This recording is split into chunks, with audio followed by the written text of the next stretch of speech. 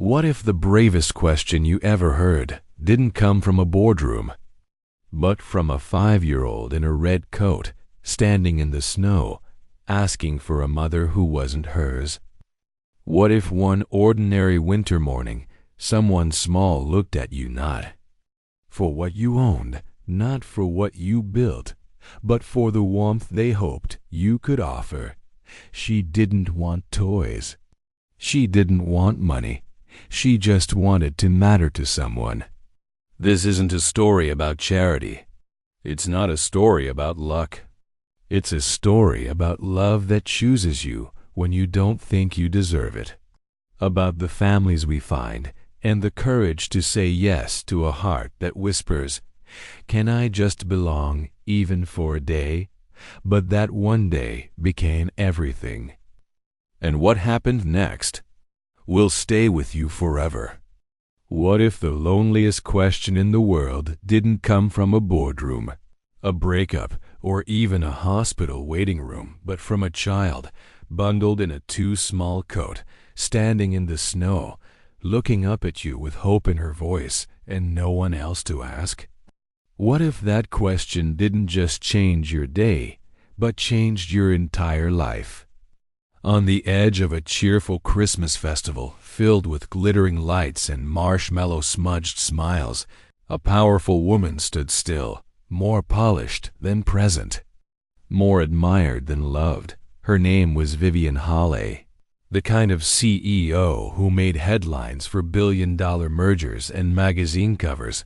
A woman so elegant she seemed carved from frost, but even frost can crack when met with warmth, and that warmth arrived in the most unexpected form. "I don't have a mama. Can I spend a day with you?" The words came from a little girl named Rosie, no older than 4.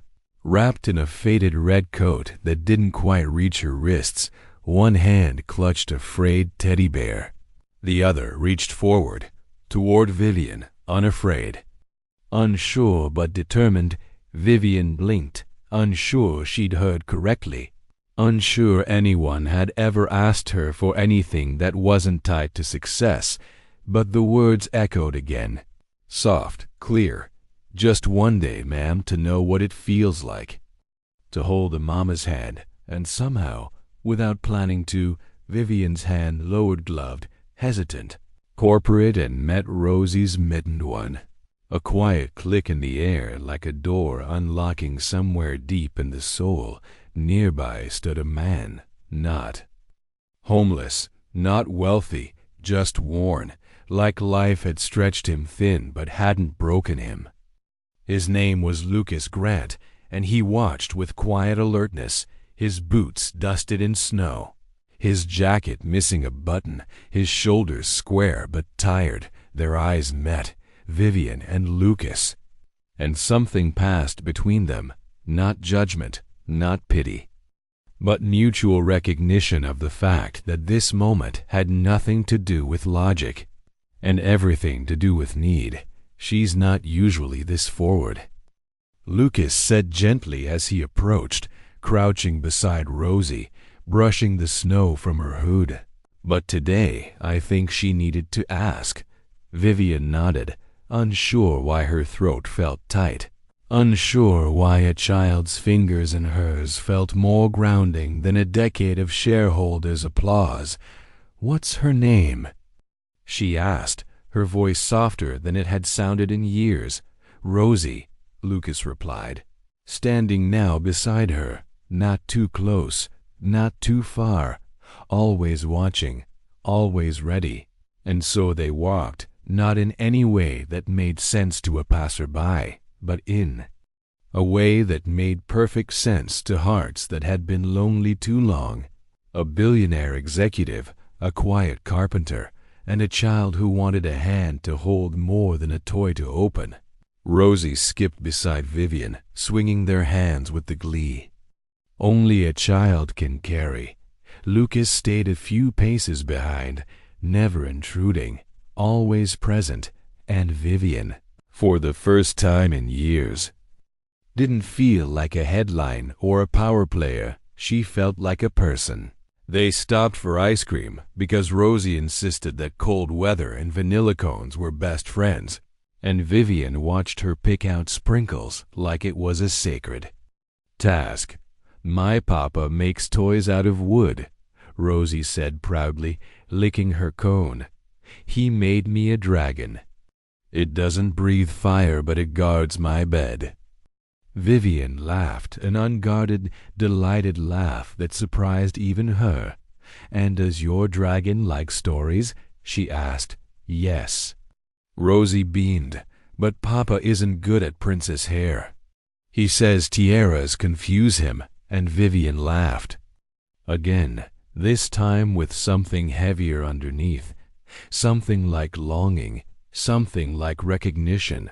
They kept walking, stopping at booths, buying a snow globe that Rosie hugged like treasure, and taking a selfie in front of a giant snowman. Vivian crouched to Rosie's level, cheek to cheek, and for one frozen second, she forgot about stock reports and annual projections.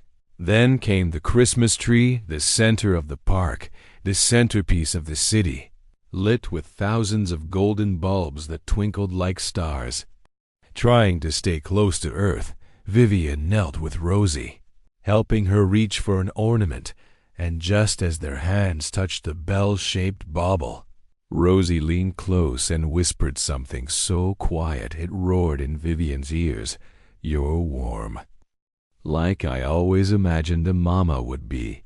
Vivian froze, not from cold, but from the weight of something breaking and blooming at once. She had wanted children once, long ago, before miscarriages and hospital gowns turned dreams into silence. Before her partner left and the world told her she'd better just focus on winning instead. And now, here was Rosie speaking words Vivian had never dared hope to hear. "Thank you," Vivian whispered, pulling Rosie into her arms. "Thank you for letting me be your mama today." Behind them, Lucas approached, but didn't interrupt. Sitting on a nearby bench as snow gathered on his shoulders, watching them with eyes that said more than words ever could. "You've raised a little angel," Vivian said softly, her voice cracking. "She raised me first," Lucas replied. And for a moment, they just sat, no deals, no speeches, just cocoa and stillness, and the little girl between them holding it all together. 3 days after that unexpected walk through snow-draped wonder, Lucas found himself standing with Rosie in front of a home that looked nothing like the one he'd built. Even if only through scraped knuckles and second-hand furniture, this house stood taller, brighter, glass windows trimmed with cedar, Christmas wreaths hung not by necessity but design, and the woman who greeted them at the door, Vivian Halley, power draped across her shoulders as naturally as her soft cream cardigan, smiled. Not with pity, but with invitation. "You're not guests," she said softly. "You're invited." Lucas stepped in cautiously, adjusting his jacket collar like it might shield him from a world too polished for his calloused hands. But Rosie didn't hesitate. She ran in with wide eyes and declared, "It smells like cookies." Vivian laughed, a real one, and led her to the kitchen. "That's because we're baking them." Lucas stayed back near the threshold, shoes still wet from melted snow, unsure if this was kindness or a test, but then he saw Rosie flower on her cheeks, giggling as she mixed dough with her entire body, and he exhaled, just a little, the first of many defenses dropping like coats on a rack. Vivian handed Lucas a mug of coffee, not gourmet, not French pressed, just hot, honest coffee, and, for some reason, that mattered more. "I hope this is okay," she said. He took it, nodded. "It's perfect." From then on, the visits became less occasional and more intentional. Rosie coloring on Vivian's office whiteboard while she quietly typed emails. Lucas helping hang new shelves in the sunroom without being asked. Every day added a layer to something unspoken. Yet growing, not romance, not yet but a rhythm, a pattern. The kind of ease that doesn't demand, it just belongs. Vivian never tried to impress. Not with her wealth or her accolades, only with presence. She let Rosie nap on her lap during Zoom calls, taught her to press sprinkles into gingerbread dough, and asked Lucas about the things he loved: woodworking, poetry, the way he once dreamed of building tree houses before the world made other plans. One night, as Rosie slept curled up on the couch beneath a blanket stitched with moons and stars, Lucas stood on the balcony, coffee in hand, city lights blinking like distant fires. Vivian joined him, wrapped in a shawl, silent at first, then softly. "She's a beautiful child. She's everything," Lucas replied, not looking at her, just looking forward. "She's not yours by birth, is she?" She asked, not to pry, but because her heart needed to understand what her spirit already knew. Lucas was quiet for a long time, then said, "No, not by blood, but by every heartbeat since the moment I found her." He told her about that winter night, how he opened his door to find a baby in a basket, a note smeared with snow and desperation, and how he, a man with no instructions, had simply said yes. He didn't say it like a story he told often. He said it like a memory he carried every hour, and when he finished, Vivian didn't speak, didn't congratulate or comfort. She simply reached out, touched his hand, and led the stillness.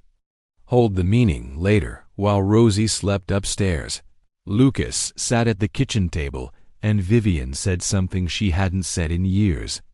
"I was supposed to be a mother once," and then, with a voice steady but hollow, she told him about the heartbeat at 12 weeks, the emergency at 16, the partner who left, and the grief that didn't look dramatic. It looked like silence, like unread baby books and unused nursery paint. "I never really cried," she said. "I just moved on, or so I told myself." Lucas listened, not trying to solve anything, only staying, only being, and that made all the difference. The next day, Rosie and Vivian practiced writing on the chalkboard in the sunroom, warm lights spilling across the carpet like a blessing. Rosie, tongue out in concentration, scrawled big clumsy letters. "Ma." "Ma." Vivian read the word aloud, her voice catching. "Mama?" Rosie grinned. "That's you." Vivian blinked, startled, then smiled, not wide, but trembling, real, down the hall. Lucas heard it, but didn't step in. He leaned against the wall, closed his eyes, and let the sound settle deep into his chest. Later, during dinner, Rosie curled into Vivian's lap and asked for a bedtime story, and Lucas watched with a bittersweet ache. This used to be his role alone, but watching them now, he understood. Rosie hadn't replaced him. She'd expanded. She had enough love in her to hold two parents without letting go of either, and maybe, just maybe, so did he. The thing about joy is that we don't always realize how loud it's become until silence rushes in and takes its place, until the laughter stops, until the colors fade, until someone small and radiant falls too still and the air around them becomes unbearable. It started with a cough, nothing dramatic, just a dry, persistent sound from Rosie one afternoon as she read with Vivian beneath a blanket on the sunroom couch. Vivian didn't panic at first, just poured warm tea into a ceramic mug and helped Rosie sip it slowly. But by evening, Rosie's energy was fading, and Lucas, ever watchful, noticed that her eyes, usually bright with mischief, had dulled just slightly, enough to summon a worry that had no name yet. "She's probably just tired," Vivian said gently, brushing a curl from Rosie's forehead. Lucas nodded. Maybe, but his tone betrayed him. Because when you've raised a child through storms, you learn to recognize the wind before the rain. That night, Rosie barely touched her soup, and by morning her temperature had spiked and her voice was a whisper buried in raspy breaths. They took her to the hospital without hesitation, Vivian driving, Lucas holding Rosie close in the back seat, whispering to her, humming songs she used to love as a baby. When the ER staff rushed her inside, Lucas started to follow, but they stopped him. "Just a moment," said a nurse with gentle firmness. "Let us assess her first." Vivian stepped in then, not as a CEO, but as someone who didn't like waiting rooms, who had once waited too long for answers that never came. "She's not alone," she told the nurse. "She has two parents." "We're both going in," and for some reason the nurse didn't argue. Inside the sterile room, Rosie lay small and pale beneath two white sheets, wires attached to fingers that once clutched crayons. Her voice barely audible. "I'm cold," she whispered. Vivian wrapped her coat around her and kissed her forehead. Lucas stood beside her, a hand on her back, grounding her without a word. Test after test blurred together. Monitors beeped. Blood was drawn, and a diagnosis finally landed: pneumonia. Aggressive, but treatable if caught early. The doctor's voice was calm, but Vivian saw the cracks, saw how close they'd come to something unthinkable, saw how love wasn't always enough to protect, but it had to be enough to stay. They rotated shifts for the next 2 days, Lucas sleeping upright in a chair by Rosie's side, Vivian bringing meals and storybooks, refusing to leave even when told she could rest at home. They spoke less, not because they had nothing to say, but because everything that mattered was already being said through presence. Once, during a rare moment of quiet, Vivian looked at Lucas and asked, "How did you know how to care for her back then, with nothing?" Lucas didn't flinch. "You don't need everything. You just need to decide that someone else matters more than your fear." And she nodded, because in that moment she understood something profound. Love isn't loud, it's deliberate. It's waking up every hour to check a fever. It's singing lullabies off-key at 3 a.m. because her eyelids flutter when she hears them. On the third morning, Rosie opened her eyes and whispered, "Mama Viv." "I heard you sing." Vivian laughed through tears. "Then I apologize." "No," Rosie said, smiling weakly. "It was good. You were trying, and sometimes trying is the most powerful form of love." When the nurse returned to check vitals, she smiled. "Looks like she's through the worst." And Lucas exhaled a breath he didn't know he'd been holding for days. They took Rosie home 2 days later, not to Vivian's townhouse, not to Lucas's small apartment, but to the cottage that had slowly, quietly become theirs, a place with wind chimes, a messy bookshelf, and a living room where blankets were always available. And for the first time, Vivian didn't visit as a guest. She unpacked. She rearranged the medicine cabinet. She set up Rosie's humidifier like she'd done it for years, and when Rosie asked, "Are you staying forever?" Vivian said, "As long as you'll have me," and Rosie whispered, "Forever then." There's a moment when something stops being borrowed and starts being real, not because anyone says it out loud, but because you can feel it in the way people move around each other without asking permission, in the way toothbrushes appear, beside each other without conversation, in the way a child stops saying, "Can I?" and starts saying, "We do." The cottage didn't become a home overnight. It became a home because people stayed and stayed again and kept showing up long after the crisis had passed.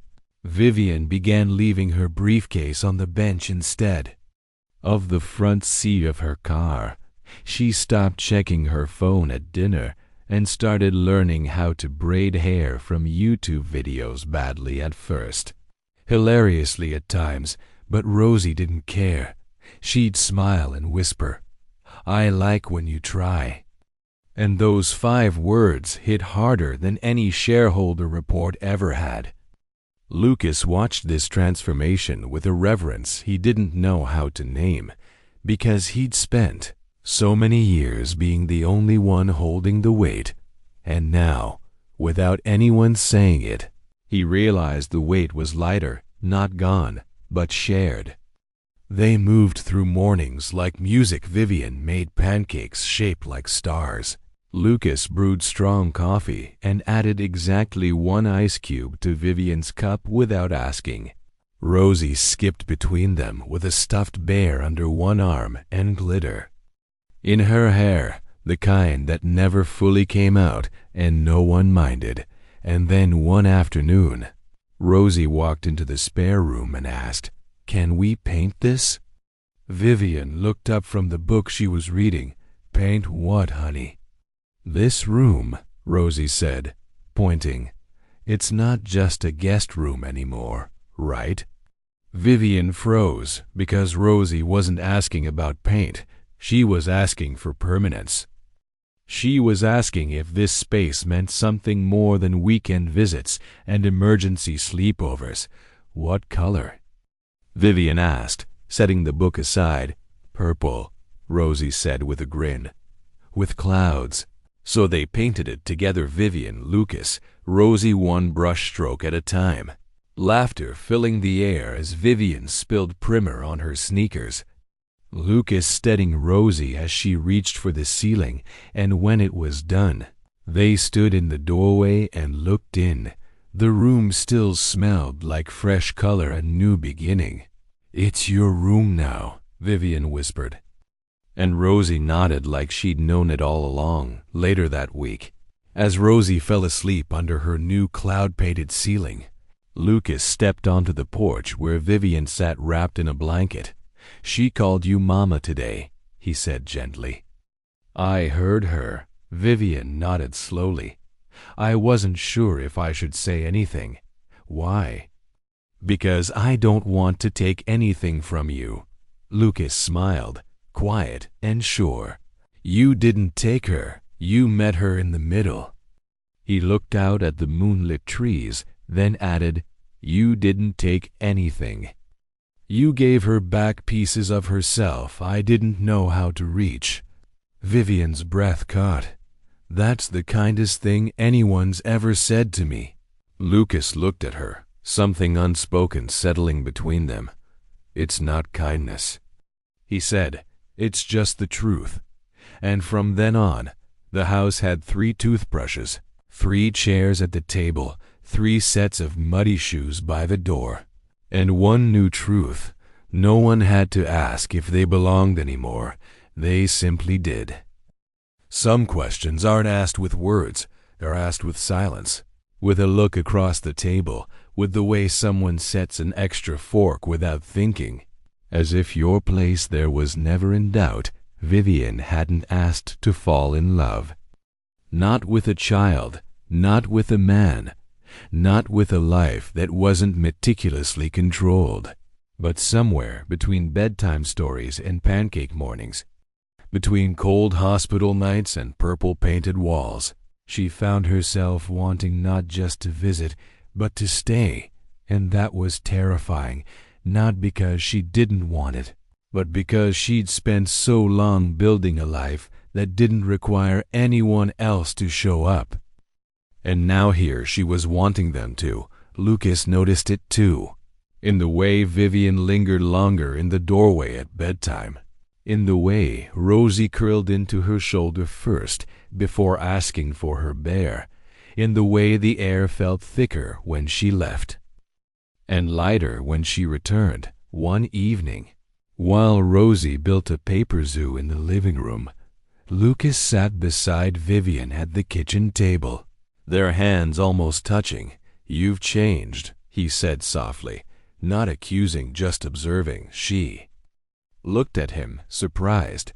"I've just remembered who I used to be," she whispered, "before the losses. Before I convinced myself that strength meant solitude."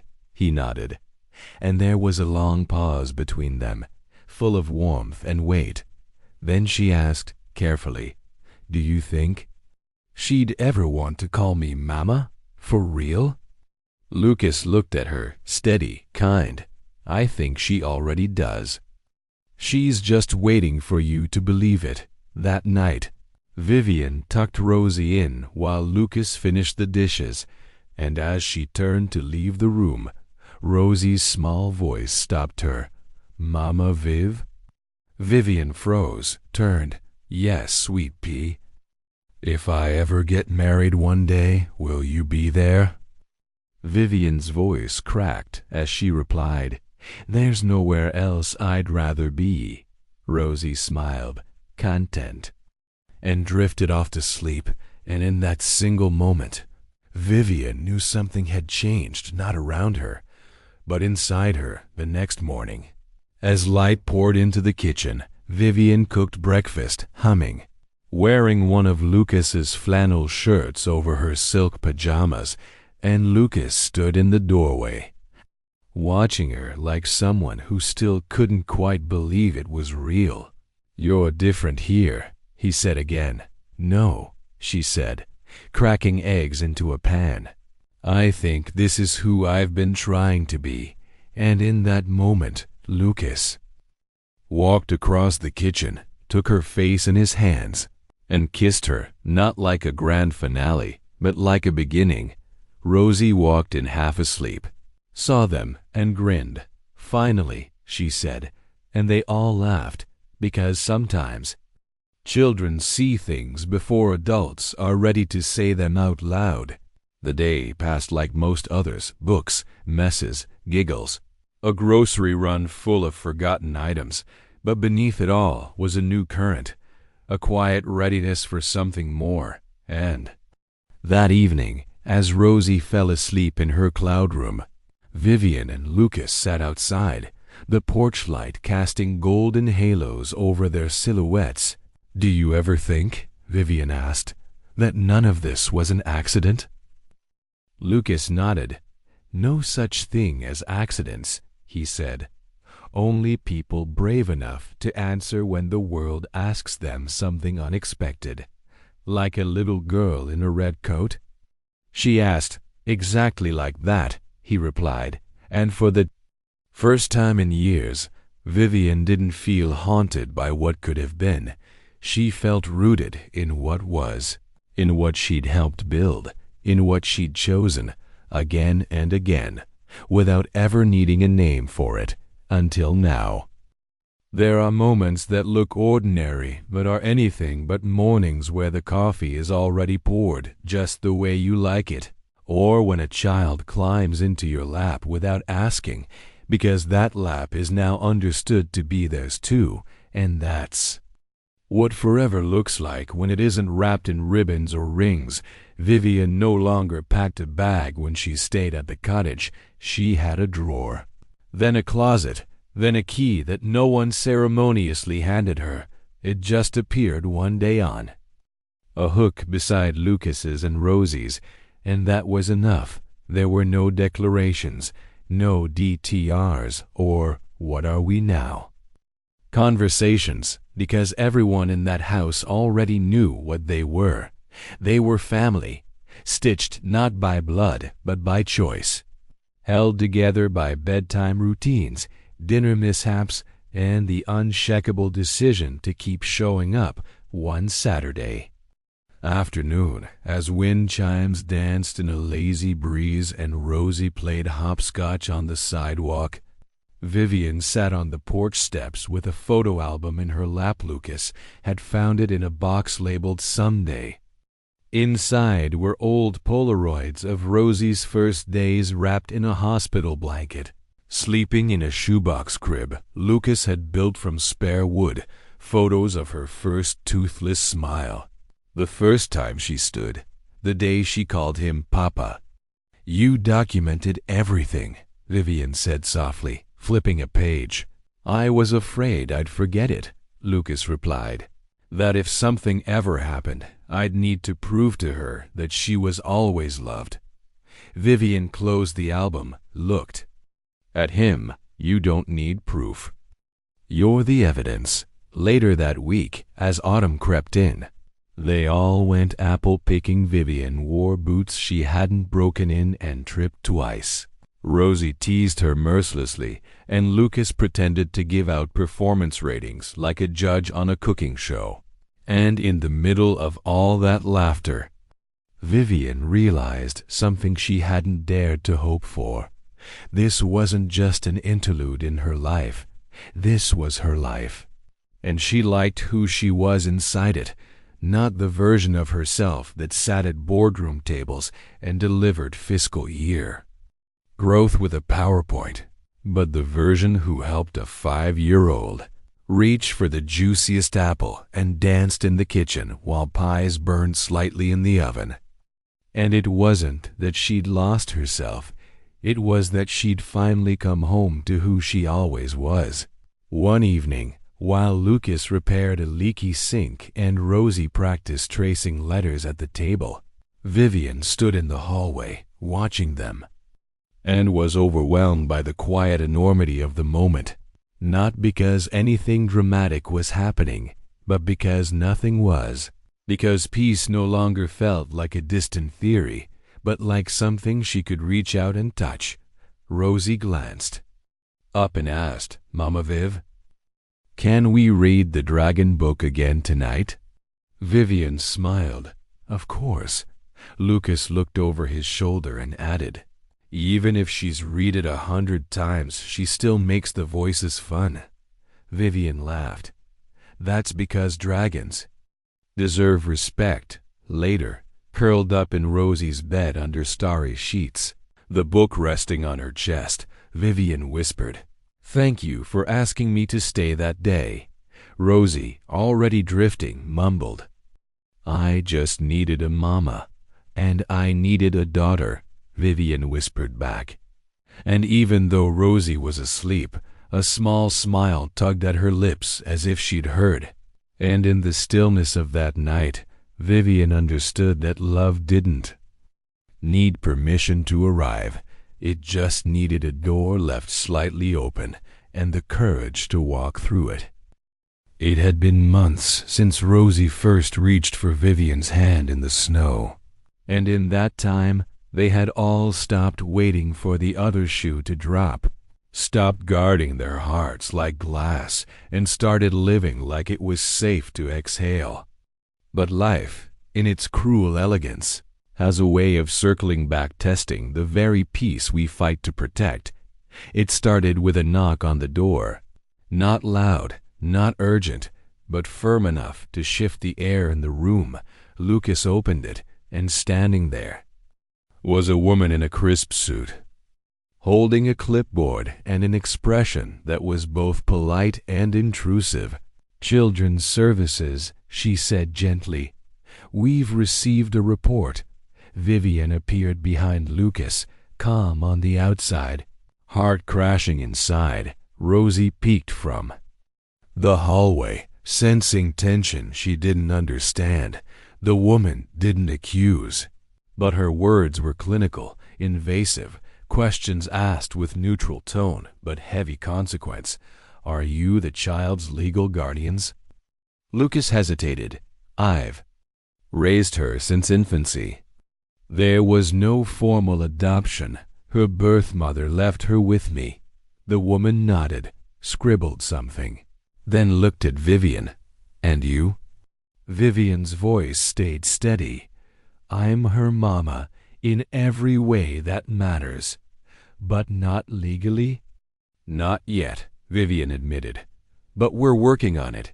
Rosie, confused, walked toward them, clutched Lucas's hand. Did I do something bad? She asked, her voice small. The woman softened. Not at all, sweetheart. We just need to make sure you're safe. Lucas knelt, eye level with Rosie. You are safe.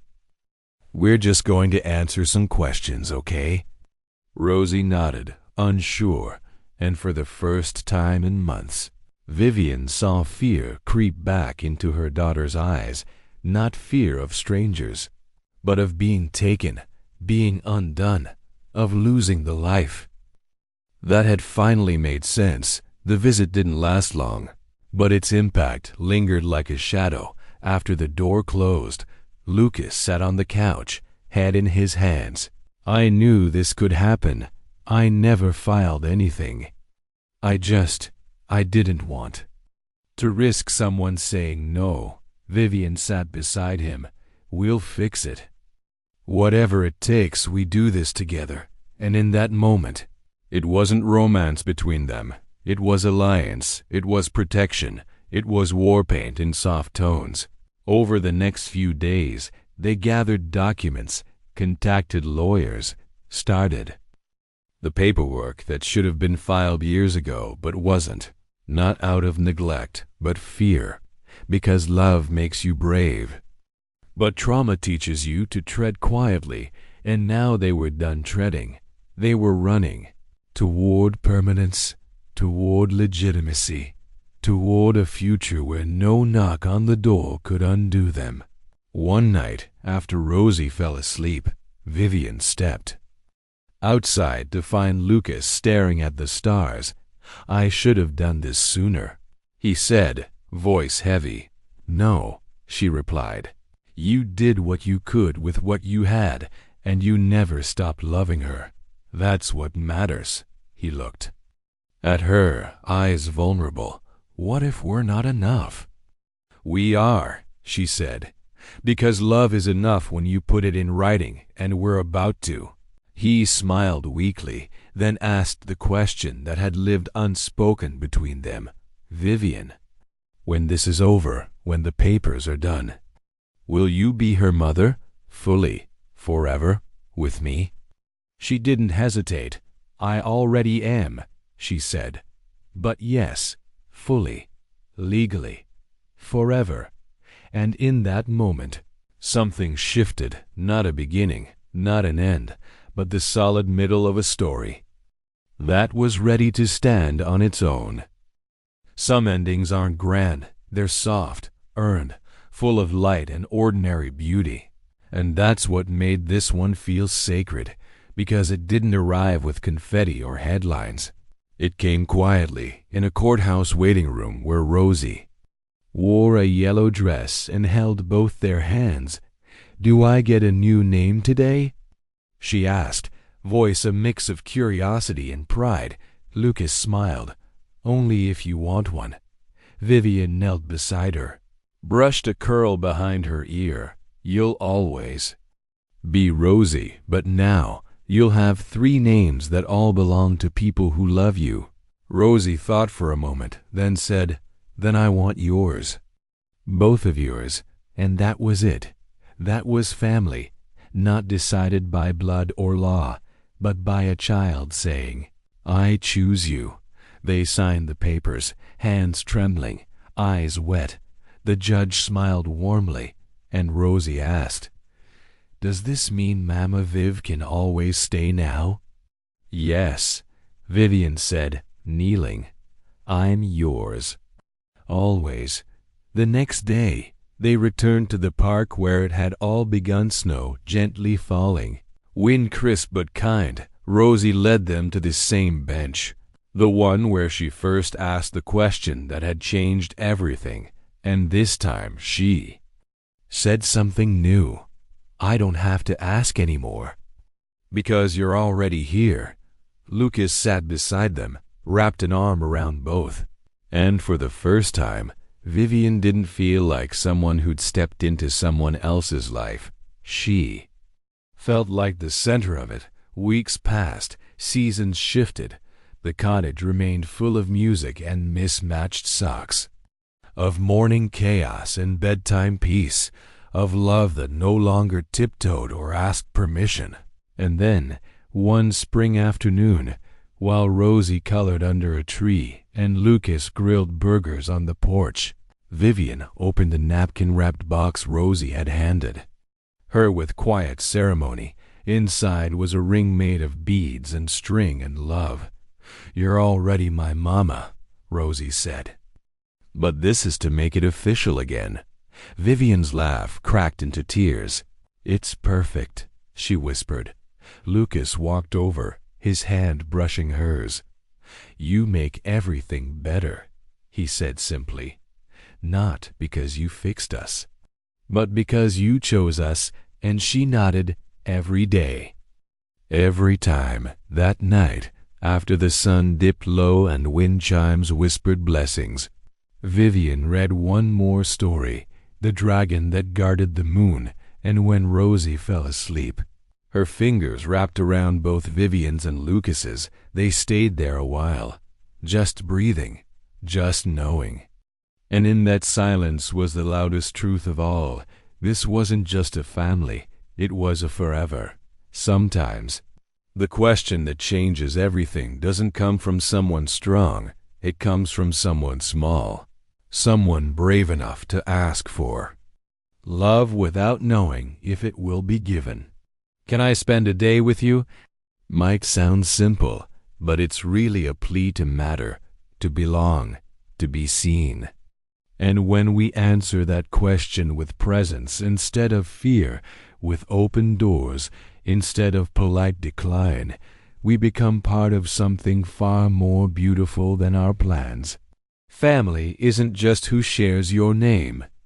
It's who stays, who kneels beside you in courthouses, who whispers lullabies when you're sick, who teaches you to believe again, not with words, but with every ordinary day that follows. So the next time life offers you a moment to show up. Because what begins as one borrowed day might just become your entire world.